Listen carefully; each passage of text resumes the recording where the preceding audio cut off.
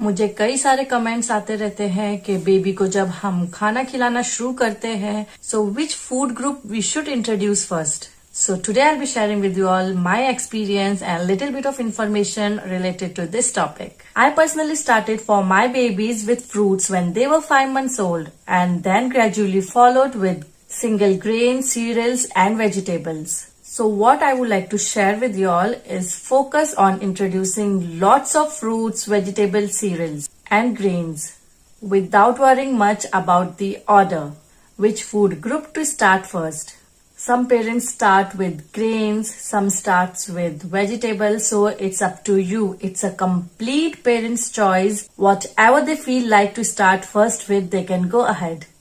Just be careful that you give one new food at a time and in a small quantity.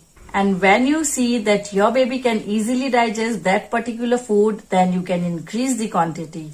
And I would like to share with you all, like if your baby is used to eating banana and your baby is now used to eating oats, then later you can make a recipe with the combination of banana and oats, that is banana oats porridge.